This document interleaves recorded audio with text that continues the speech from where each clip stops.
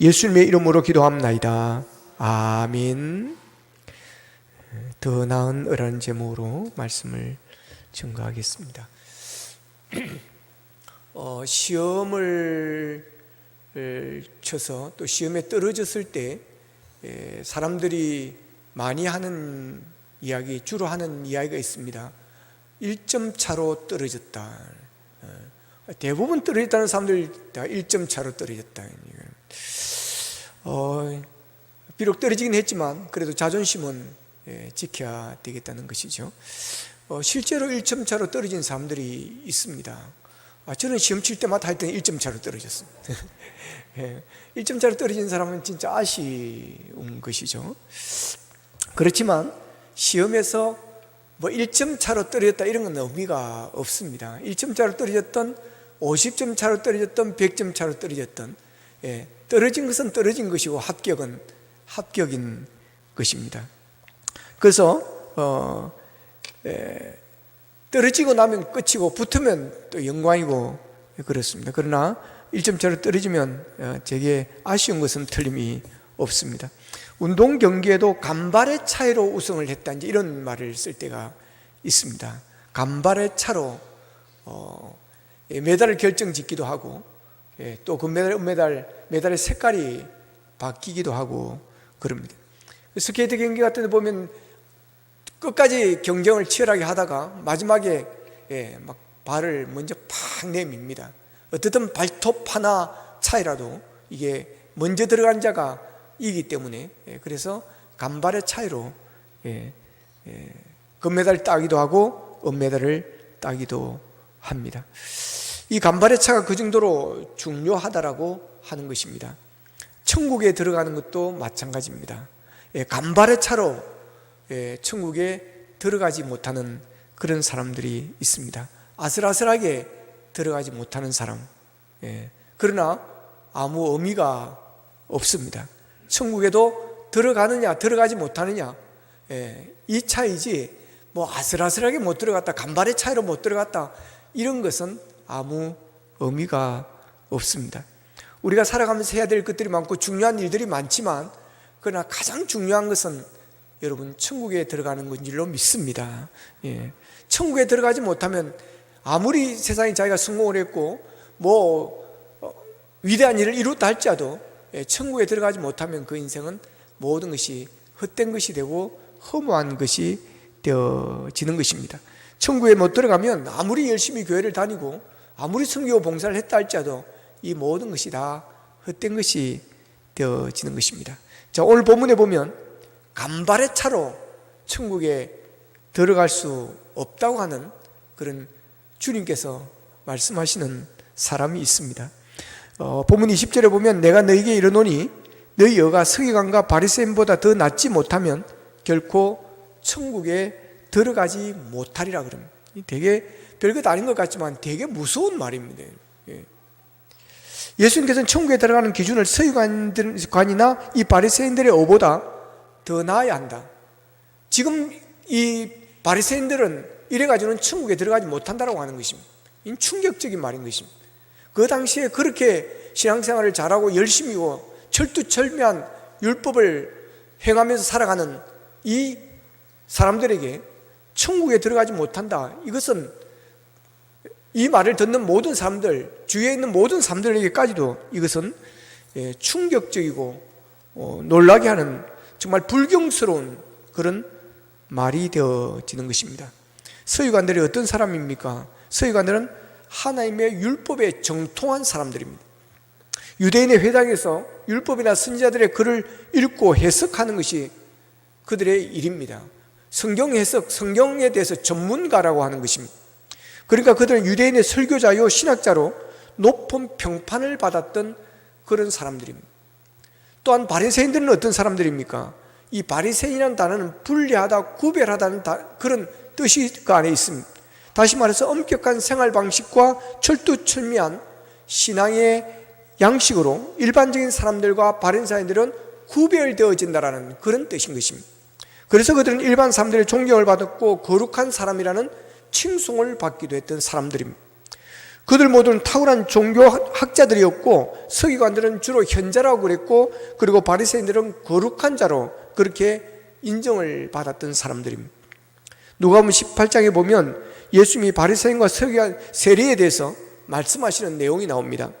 그들은 다른 사람들 곧 토색, 불의, 간음하는 자들과 같지 않다 그럽니다. 이 세상의 더러운 흐름에 휩쓸리지 아니하고 시대의 풍조에 따르지 않는다는 것입니다. 생활과 행동에 험이 없다는 그런 말입니다. 그리고 그들은 일회에 2번씩 금식을 했습니다. 월요일과 목요일에 그들은 금식을 합니다. 단순히 밥을 굶는 정도가 아니라 금식하는 그 기간 동안에 제사를 돕기도 하고 공적 예배나 기도에는 참석을 하는 것입니다. 성경도 깊이 묵상하고 율법서와 선지서를 읽기도 했고 대화와 명상도 했습니다. 또한 그들은 소득의 11조를 철저하게 드렸습니다. 바리새인들은 11조를 엄격하게 들었습니다. 마태복음 23장 23절에 보면 박하와 해양과 근체와 같은 아주 작은 부분에도 소득이 생기면 11조를 드렸습니다. 쉽게 예를 들어 설명하면 시금치나 콩나물을 길러서 수확하면 소득이 생겼다면 그것에도 11조를 드린다는 것입니다.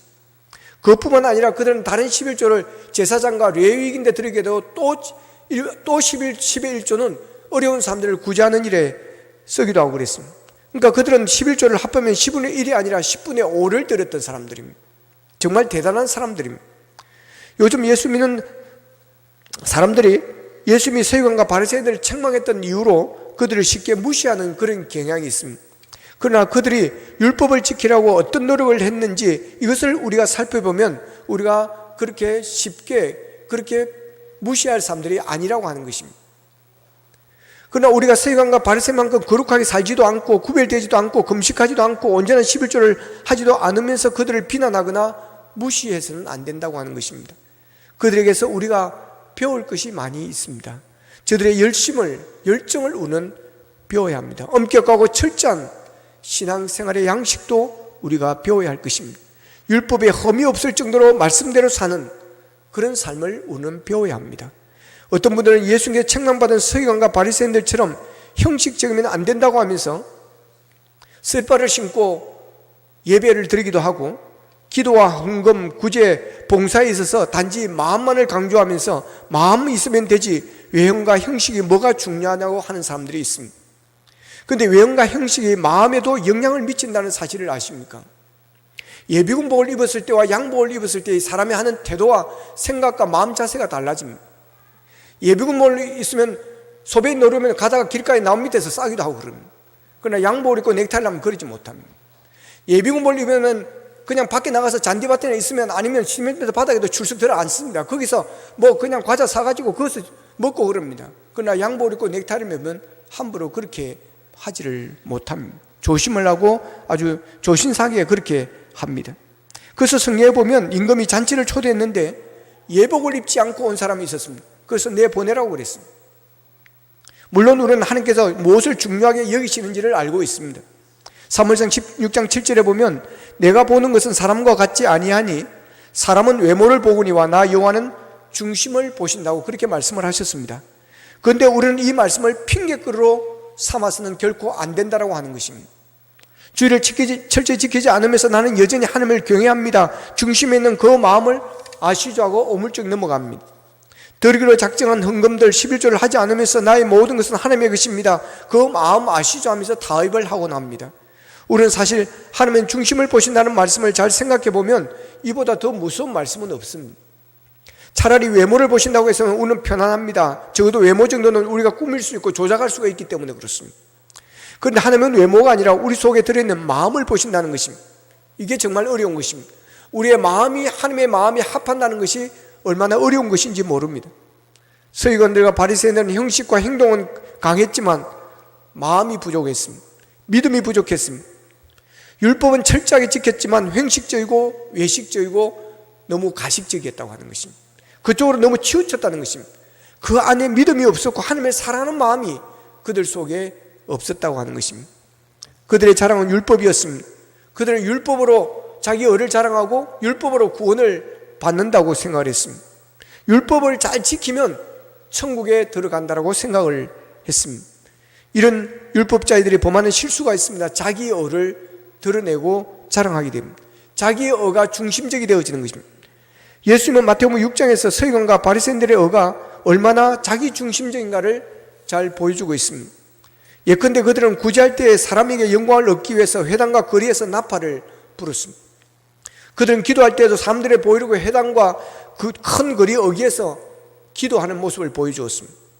우리는 바리새인이 성전에서 자기를 과시하게 드렸던 기도의 내용을 잘 알고 있습니다. 그들은 소리내서 이렇게 기도합니다. 하나님이여, 나는 다른 사람들과 다릅니다. 곧 토색불이 가늠하는 자들과 같지 않습니다. 이 세리들과도 나는 같지 않으니 감사합니다. 나는 일에도 2번씩 금식하고 또 소득의 11조를 드립니다. 그의 기도는 순전히 자기를 내세우기 위한 기도였습니다. 또 서기관과 바리새인들은 금식할 때도 사람에게 보이려고 슬픈 기색을 하면서 얼굴을 흉하게 하였습니다. 그들은 이 땅에서 이미 상을 받아버렸습니다. 하늘에서 받을 상이 없는 것입니다. 아니 천국에도 들어갈 자격조차 얻지를 못한 것이었습니다. 그러나 그들이 착각한 것은 율법을 온전히 지킬 수 있다라고 생각한 것입니다. 그러나 하나님은 우리에게 말씀하십니다. 사람이 율법을 온전하게 지킬 자는 아무도 없다고 하는 것입니다. 우리 인간은 모두가 죄인이기 때문에 그렇습니다. 사람은 완전하지 못합니다. 사람의 마음은 시시각각으로 바뀌게 되어지는 것입니다. 그런데 서기관들이나 바리새인들은 율법을 다른 사람보다 좀 더 잘 지킨다고 그들은 자기들의 의를 자랑하고 그 의로 천국에 들어간다라고 생각을 했던 것이었습니다. 그런데 예수님은 그런 그들의 의로는 천국에 들어갈 수 없다는 것입니다. 그래서 너희의 의가 서기관과 바리새인보다 더 낫지 못하면 결코 천국에 들어가지 못하리라고 선포합니다. 그러니까 어떤 사람은 이 정도로 열심히 신앙생활하고 기도생활하고 헌금생활을 하는 이렇게 잘하는 서기관과 바리새인들이 천국에 들어가지 못한다면 누가 천국에 들어가는가 하는 의심을 가진 사람들이 있었던 것입니다. 마태복음 19장에 나오는 내용을 우리가 잘 알고 있습니다. 한 부자청이 예수님 앞에 나와 묻습니다. 선생님이여, 내가 무슨 선한 일을 하여야 영생을 얻을 수 있겠습니까? 라고 묻습니다. 그는 자기 편에서 무엇인가 선한 일을 해야만 영생을 얻고 천국에 들어간다고 생각을 한 것입니다. 이것이 지극히 바리새인적인 사고방식입니다. 예수님은 그에게 계명을 지키라 그럽니다. 예수님은 그 부자 청년이 자기 자신을 하나님의 계명에 비추어서 내가 얼마나 부족하고 내가 얼마나 연약하고 내가 얼마나 죄인인가를 깨닫기를 원해서 계명을 지키라고 말씀하셨습니다. 나는 계명을 잘 지킬 수가 없습니다. 지키려고 노력했지만 실패했습니다. 나는 이 정도밖에 되지 못합니다 라는 말을 듣기를 원했습니다. 그런데도 그는 스스로 어렵게 여기면서 오히려 자만에 빠집니다. 내가 어려서부터 그의 모든 계명을 다 지켰습니다. 그런데 아직도 부족한 것이 있습니다. 그럼 예수님께서 그에게 그럽니다. 내게 한 가지 부족한 것이 있다. 가서 내게 있는 것을 다 팔아 가난한 자들에게 주라. 그리하면 하늘에서 내게 보화가 있으리라. 그리고 와서 나를 따르라. 그러나 청년은 재물이 많았습니다. 그는 예수님의 말씀을 듣고서는 근심하면서 결국 예수님을 돌아서 떠나버렸습니다. 그 청년을 보면서 예수님의 제자를 향해서 예수님이 이렇게 말씀하십니다. 부자가 천국에 들어가는 것이 약대가 바늘기로 들어가는 것보다 어려우니라. 이 말씀을 듣고서 제자들이 심히 놀랐습니다. 그리고 묻습니다. 그런즉 누가 구원을 얻을 수 있으리까? 그럽니다. 그 당시에 이런 이야기가 돌고 있었습니다. 만약에 하나님이 천국 문을 열어놓고 단 2사람만 들어오게 한다면 누가 들어오겠느냐? 이런 말들이 있습니다. 그 당시 사람들은 이렇게 답합니다. 하나는 서기관이요 하나는 바리새인들이다. 그만큼 그들은 천국에 들어갈 수 있다는 확실한 자격을 가진 사람들이라고 다 인정을 해줬습니다. 그런데 예수님께서는 그들의 오로는 천국에 들어갈 수 없다라고 말씀을 해버리신 것입니다. 그 말을 들었으니 얼마나 충격을 받았겠습니까? 왜 서기관과 바리새인들이 이처럼 주님으로부터 인정을 받지 못하는 것입니까? 그들에게 구원받을 만한 믿음, 구원받을 만한 의가 없었기 때문에 그렇습니다. 그들에게 없었던 것은 믿음이 없었습니다. 믿음의 의가 없었습니다. 그들은 자기에 있는 자기 의를 자랑하면 하나님이 받아주시리라고 착각을 했습니다. 로마서 3장 20절 이하에 보면 그들이 절대로 구원받을 수 없는 이유가 거기에 나옵니다. 그러므로 율법의 행위로 그의 앞에 어렵다 하심을 얻을 육체가 없나니 율법으로는 죄를 깨달음이라 그랬습니다. 율법의 행위로 하나님 앞에 어렵다 하심을 얻을 율법으로 천국에 들어갈 수 있는 자는 육체는 없다라고 하는 것입니다. 율법은 죄를 깨닫게 하여서 죄를 회개하고 주님 앞에 나아갈 수 있도록 길을 만들어주는 것이지 율법을 행함으로 천국에 들어갈 수 없다는 것입니다. 서기관들이 성경에 얼마나 정통했습니까? 바리새인들은 율법을 잘잘 외우고 다녔습니다. 그러나 율법을 알면 알수록 자신들이 얼마나 하나님 앞에 약하다는 사실을 발견해야 되는 것입니다. 율법을 통해서, 말씀을 통해서 하나님을 만나게 되어질 때 자기 자신이 그래서 통해 자복하는 일들이 일어나야 되는 것입니다. 그게 정상인 것입니다. 그런데 율법을 연구하는 그들이, 율법을 그렇게도 덜먹거리는 그들이 자신의 약함을 보는 것이 아니라 도리어 하나님 앞에 이런 일을 하기 때문에 선하다고 생각하는 것은 율법을 거꾸로 본 것임을 드러내 보는 것입니다. 주는 것입니다. 그래서 날마다 하나님 앞에 자랑할 것만 생각했던 것입니다. 이런 사람은 결코 천국에 들어오지 못한다는 것입니다. 로마서 3장 21절 22절에 보면 이제는 율법 외에 하나님의 한 어가 나타났다 그랬습니다. 율법으로가 아니라 율법을 할 수 없는 그 길을, 천국 가는 길을 하나님께서 한 어를 보내주셨다는 것입니다. 율법과 선지자에게 증거를 받은 것이라 곧 예수 그리스도를 믿음으로 말미암아 모든 믿는 자에게 미치는 하나님의 은혜의 차별이 없느니라 그랬습니다. 하나님이 인정하는 어가 무엇입니까? 예수 그리스도를 믿음으로 말미암아 하나님의 자녀가 되는 것, 죄를 씻음 받고 의인이 되어지는 것, 이 어를 말해주는 것입니다. 이 어는 누구든지 차별이 없다는 것입니다. 누구든지 예수를 믿기만 하면, 예수 앞에 나와 회개하고 제3을 받기만 하면 그 어로 말미암아 하나님의 자녀가 되어진다고 하는 것입니다. 하나님이 이것을 보여주셨습니다. 그럼에도 불구하고 바리새인들은 예수를 눈앞에 두고도 예수를 인정하지 않았고 예수를 영접하지를 않았습니다. 예수님을 전혀 하나님의 아들로 그들은 인정하려 들지 않았습니다. 결국 그들은 하나님의 나라에 영원히 들어갈 수 없는 불행한 자가 되어버리고 말았습니다. 천국은 오직 예수 그를 통하여 들어가는 줄로 믿으시기를 바랍니다. 예수 믿는 믿음은 믿는 그 어를 통해서만 하나님 나라에 들어가는 것입니다. 사도행전 4장 12절에 보면 다른 이로서는 구원을 받을 수 없나니 천하 사람 중에 구원을 받을 만한 다른 이름을 우리에게 주신 일이 없다고 말씀을 하셨습니다. 우리의 구원은 오직 예수 그리스도를 통하여 예수 그리스도를 믿음으로 말미암아 구원에 이르게 되어지는 것입니다. 그래서 요한복음 14장 6절에서 예수님은 내가 곧 길이요 진리요 생명이니 나로 말미암지 않고는 아버지께로 올 자가 없느니라고 말씀을 하십니다. 예수님은 우리를 천국으로 인도하는 길 자체가 되어주시는 것입니다. 서기관과 바리새인들의 의에는 예수 그리스도가 없습니다. 예수 그리스도가 없는 인간의 의는 아무리 많이 쌓아도 그것은 소용이 없습니다. 그 의로는 결단코 천국에 들어갈 수가 없습니다. 우리가 인간적으로 생각하면 서기관과 바리새인보다 더 나은 것이 우리는 하나도 없습니다. 다 부족합니다. 허물이 많습니다. 그럼에도 불구하고 우리가 천국의 시민권자가 되어진 것은, 하나님의 아들이 된 것은 예수 그리스도의 오를 옷 입고 있기 때문에 그렇습니다. 예수 그리스도를 나의 구주로 우리가 영접했기 때문인 것입니다. 그래서 율법으로 구원을 이룰 수 없었던 것을 예수님께서 십자가에 못 박혀 죽으심으로 우리의 죄를 사해 주시고 하나님의 자녀가 되게 하여 주시고 천국 백성이 되게 해 주심으로 말미암아 율법이 완성하지 못한 것을, 율법이 이루지 못한 것을 예수님께서 이루어 주셨습니다. 그래서 예수님께서 오늘 보면 17절에서 이렇게 말합니다. 내가 율법이나 선지자를 폐하러 온 줄로 생각하지 말라. 폐하러 온 것이 아니라 완전하게 하려 함이라 그랬습니다. 예수님은 율법을 폐하려 않았습니다. 그 율법의 역할을 가르쳐 준 것입니다. 율법의 한계를 알려준 것입니다. 율법에 대한 오해를 가지고 있는 그들에게 그 오해를 풀어주고 그 율법이 이룰 수 없는 율법의 한계는 구원을 이루는 것이 아니라 우리의 죄를 지적하고 우리의 죄를 알게 함으로 인해서 우리가 죄책감을 가지고 우리의 죄를 알고 우리가 회개하게 하는 것이지 그것이 구원을 이루는 것이 아니라는 것입니다. 율법이 우리의 죄를 사해 주는 것이 아니라고 하는 것입니다. 그리고 우리 인간은 죄인인 것입니다. 그래서 그 율법을 철저하게 완전하게 지킬 수 있는 사람은 아무도 없는 것입니다. 우리의 마음은 화장실 갈 때하고 나올 때 다른 것처럼 우리는 항상 흔들리기도 하고 또 우리에게는 죄인의 욕심들이 우리에게 있기 때문에 우리 스스로가 완전히 주님이 될 수 있고 완전한 천사가 되어질 수 없는 것입니다. 그렇기 때문에 율법을 완전하게 온전하게 지킬 자는 이 세상에 아무도 없습니다. 그러기에 하나님의 은혜로 예수 그리스도의 십자가의 보혈로 우리가 예수 그리스도를 믿음으로 천국에 갈 수 있도록 주님을 이 땅에 보내주셨고 예수 그리스도를 믿고 하나님의 자녀가 되는 권세를 우리에게 주신 줄로 믿습니다.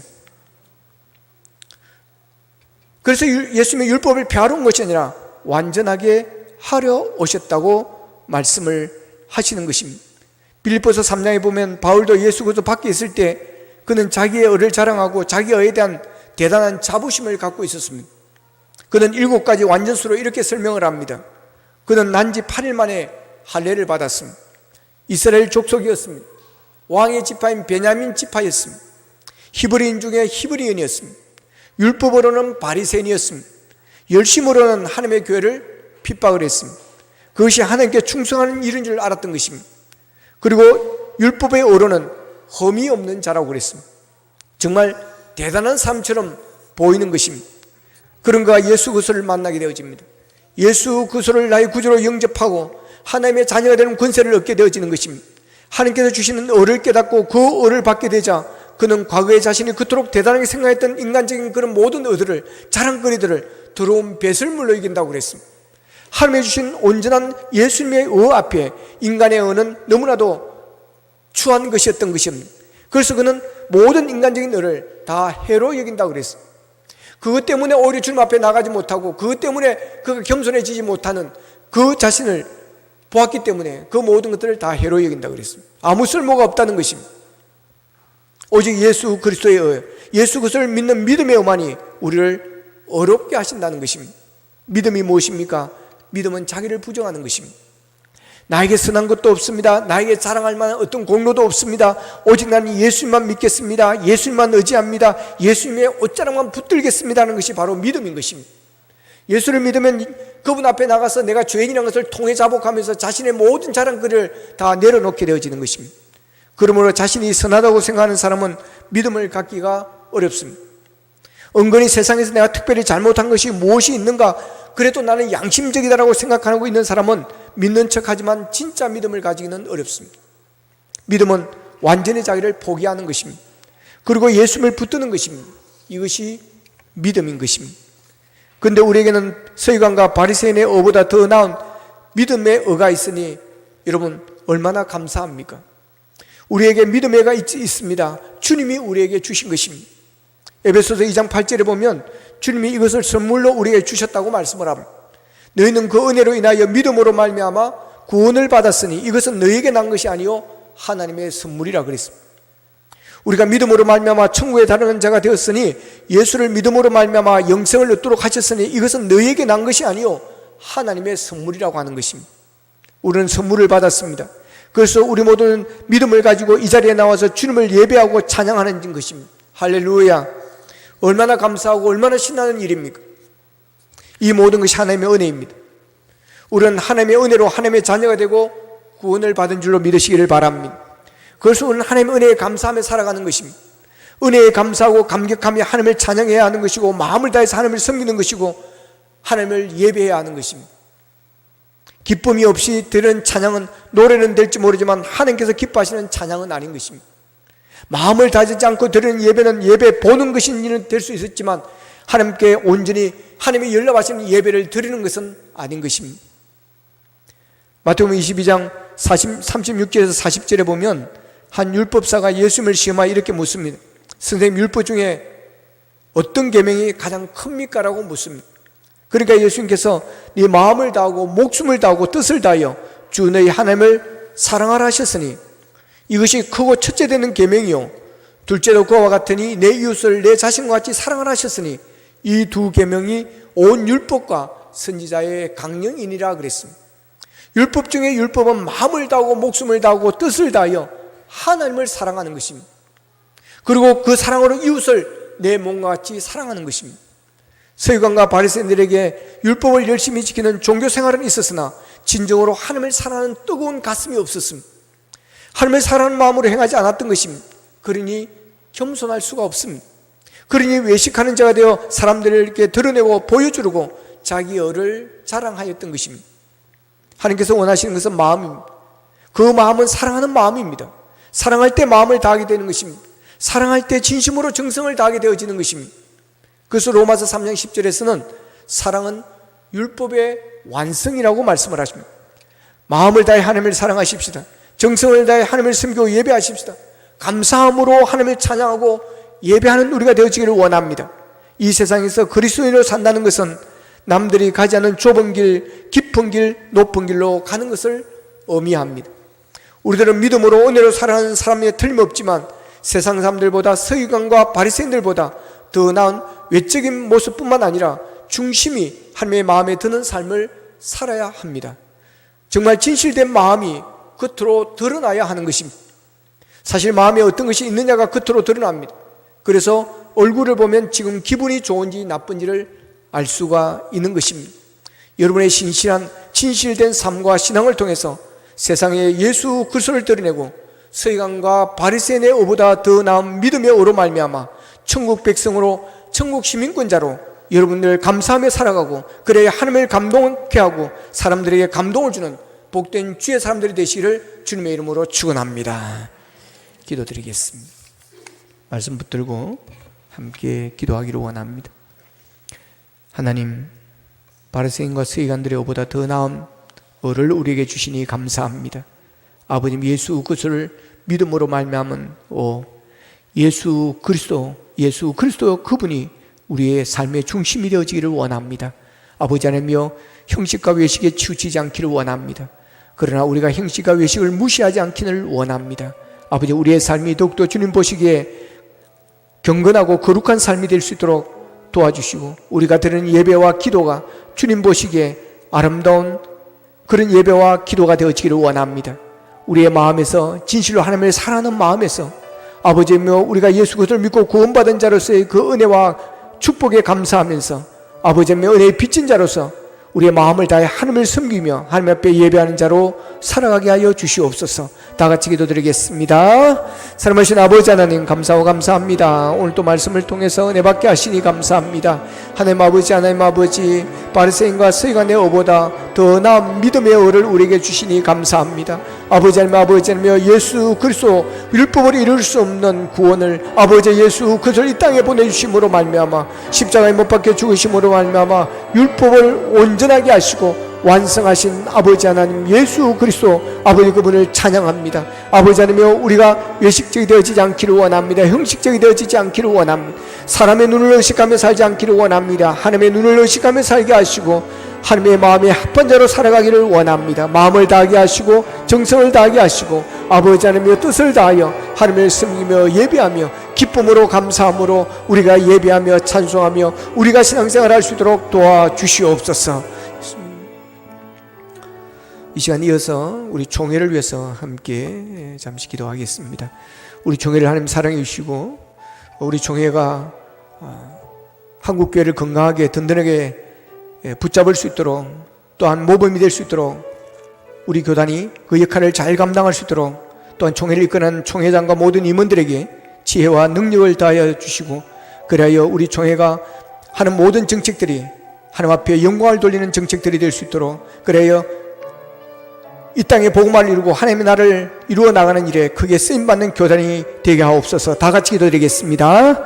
사랑하신 아버지 하나님, 총회를 위해서 기도합니다. 우리 총회가 아버지 하나님이여 능력 있는 총회가 되어지기를 원합니다. 아버지 하나님이여 능력 있는 총회가 되어지기를 원합니다. 아버지 하나님이여 총회를 통해서 한국 교회를 바로잡을 수 있게 하시고 세계 복음을 이루는 일에 쓰임받는 총회가 되어지기를 원합니다.